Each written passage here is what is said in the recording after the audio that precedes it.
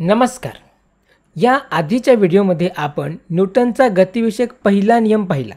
हा नियम आपल्याला असं सांगतो, जेव्हा वस्तूवर कोणतेही बल कार्यरत नसेल तेव्हा एखादी वस्तू जर विराम अवस्थेत असेल तर ती विराम अवस्थेतच राहते, किंवा जर मग एखादी वस्तू स्थिर वेगाने गतिमान असेल तर ती त्याच स्थिर वेगाने गतिमान राहते.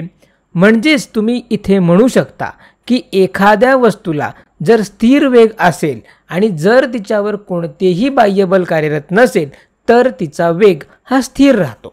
खरं म्हणजे जेव्हा वस्तू ही विराम अवस्थेत असेल तेव्हा सुद्धा हे आपण गृहीत धरू शकतो, कारण या विराम अवस्थेत स्थिर वेग हा शून्य असतो.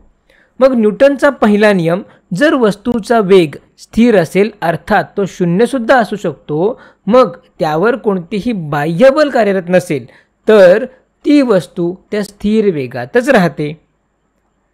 मग यातून पुढे एक प्रश्न निर्माण होतो की एखादे बाह्यबल त्या स्थिर वेगावर कसा परिणाम करते, म्हणजेच ते बल त्या वस्तूच्या स्थितीवर कशा पद्धतीने परिणाम करते.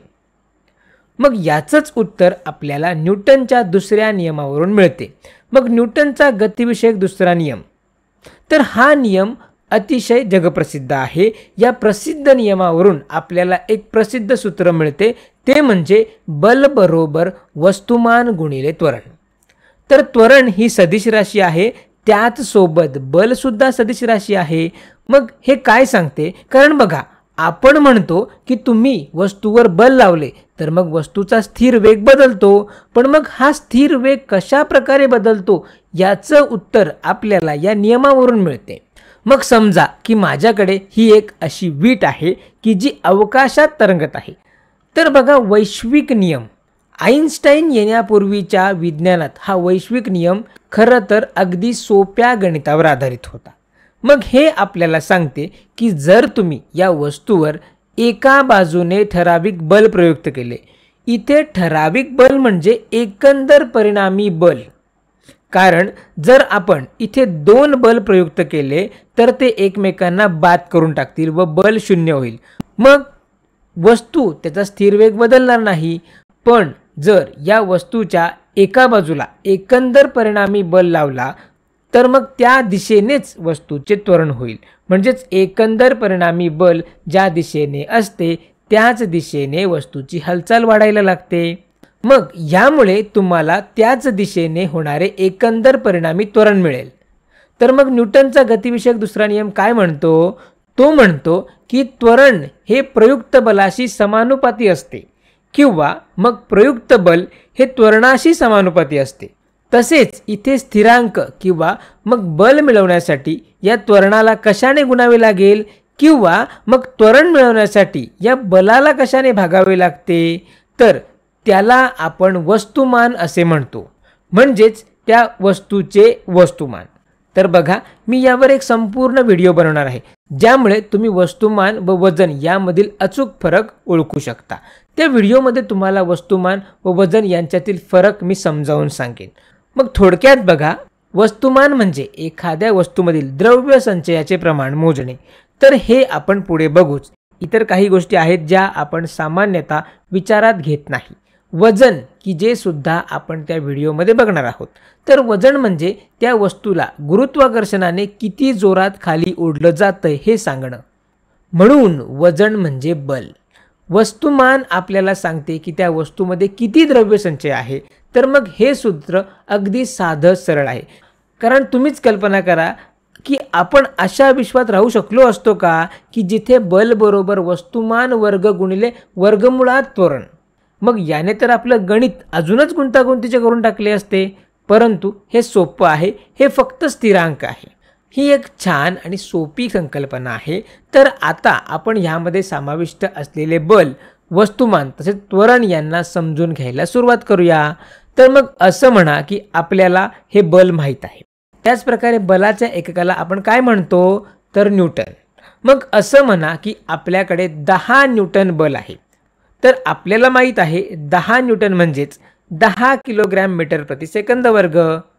तर एकंदर पाहता हे बरंच आहे की न्यूटन म्हणजे किलोग्रॅम मीटर प्रति सेकंद वर्ग, कारण आपल्याला या सूत्राच्या या बाजूला तेच मिळेल. तर मग आता असं समजा 10 न्यूटन बल हे 2 किलोग्रॅम वस्तुमान असलेल्या वस्तूवर प्रयुक्त केले, तर मग मला इथे त्वरण किती झाले हे जाणून घ्यायचे आहे. म्हणून त्वरण बरोबर, तर या व्हिडिओमध्ये या सदिश राशी आहेत आणि जर आपण धन किमती घेतल्या आहेत तर या ठिकाणी आपण असं समजूया की ही वस्तू उजव्या बाजूने जात आहे आणि जर मग ऋण किमती घेतल्या असत्या तर हीच वस्तू डाव्या बाजूने गेली असती. तर याचा अर्थ काय होतो, मी इथे फक्त बलाचे प्रमाण घेत नाही तर इथे त्याची दिशा सुद्धा गृहीत धरली आहे. तर ही दिशा उजव्या बाजूने आहे कारण या किमती धन आहेत.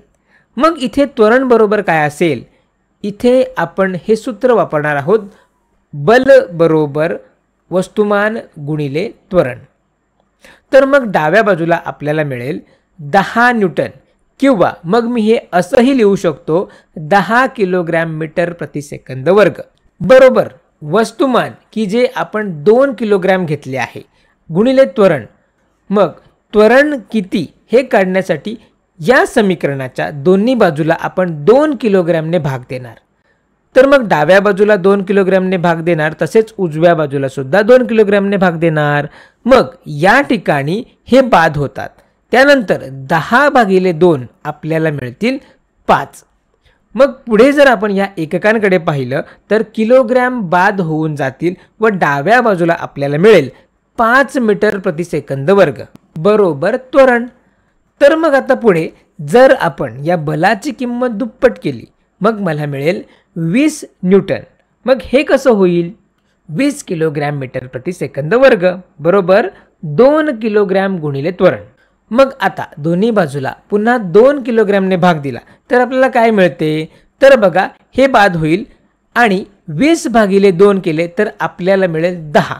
पुढे हे किलोग्रॅम किलोग्रॅम बाद होतील.